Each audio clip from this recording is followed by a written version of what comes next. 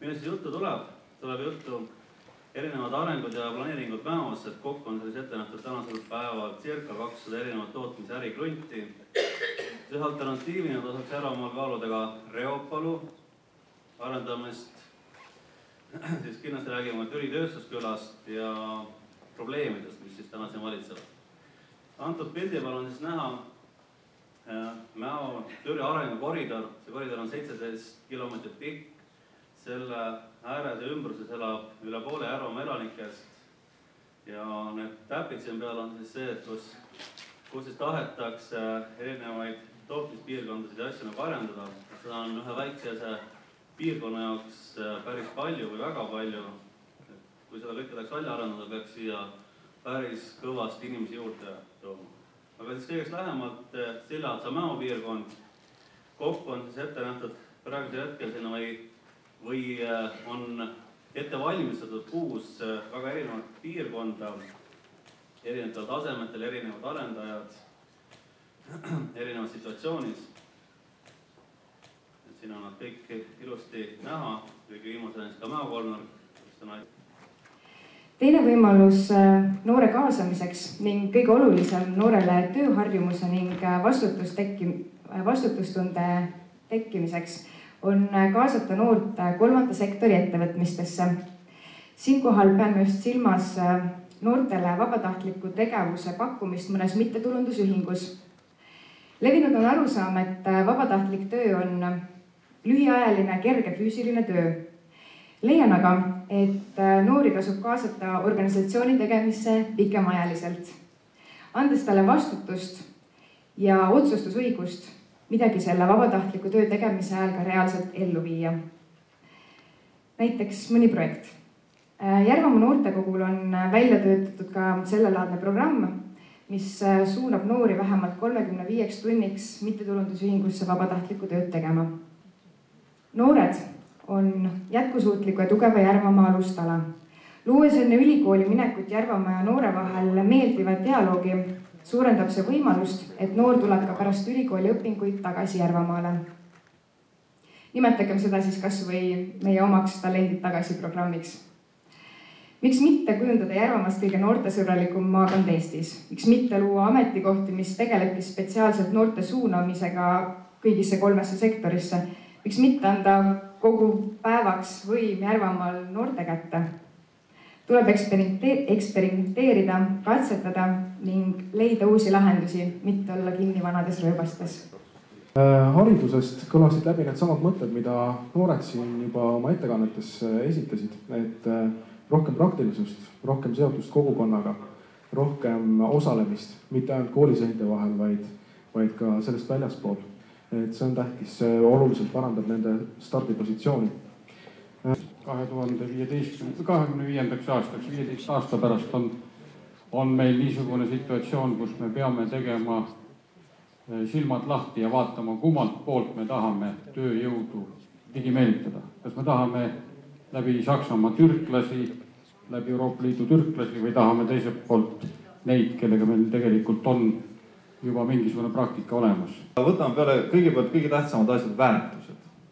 Et kui väärtused on paigas, siis väärtuste peale võib ehitada mida iganes. Ja väärtused, mis meil siis välja tulid, oli loodussõbralikkus, ausus, hoolivus ja koostöö. Kultuuri osas jõudsime rääkida ainult ühest asjast. Läbi kultuuri toimub identiteedi kasvatamine. Mu töörühmaga oli kohe meil, et on see külg siin, mis on siis Järvamaa identiteet ja öelda, et on uhke olla, et ma olen järvakas või öelda, et uhke olla, et ma olen järvakas, see on väga oluline.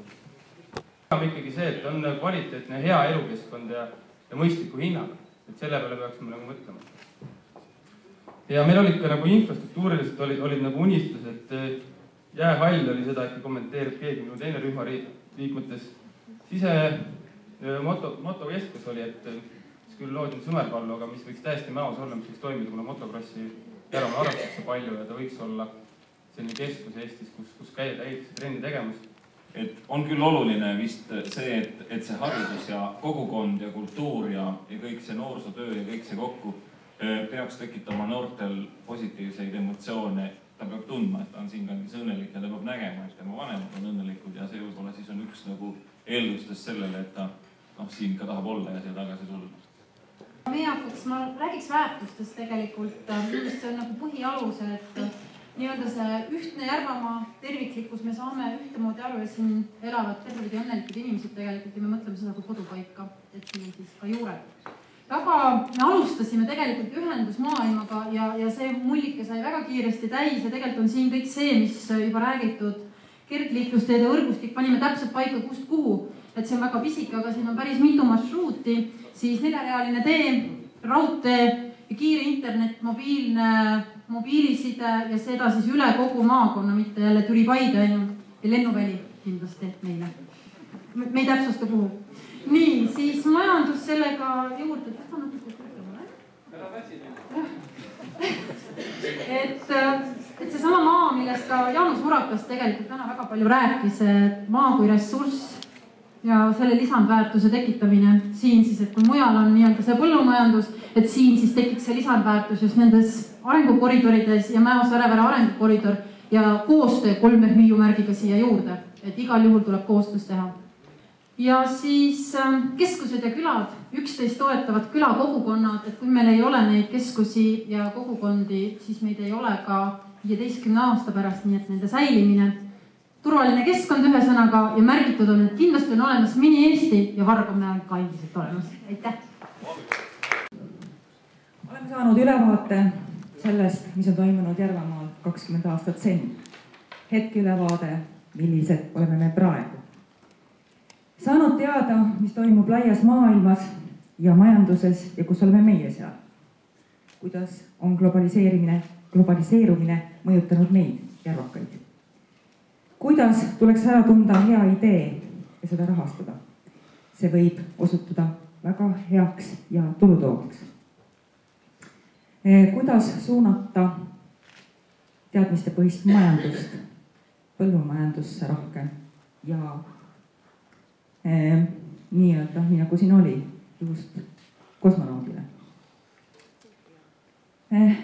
Ka Järvamaalt on võimalik saada head haridust, millega toime tulla laias maailmas, kuid samas me peame neile suurt tähelepanu pöörama. Toetama neid karjääri otsingutel, nõustama neid selles ja leidma võimalusi ja loomulikult kutsuma neid osalema otsustusprotsessides. Viimane, mis siin on väga head mõtted kõik, mida me lubame kogu meeskonna poolt. Võtta nad üksipulgiti lahti, arutada ja kindlasti mitte ükski idee ei jää töösse võtmata, kui see vähegi võimalik. Head visioonikonverentsil osalejad, ma tänan teid selle päeva eest, et olete siin vastu pidanud. Tänan selle eest, et te osalesite oma heade mõtetega, oma kohalolekuga siin.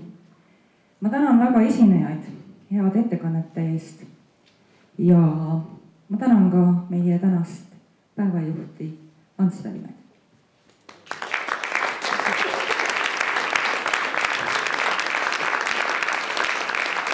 Ja kohtumiseni juba töises tegevuses ja nende ideede ja mõtete elluviimisel.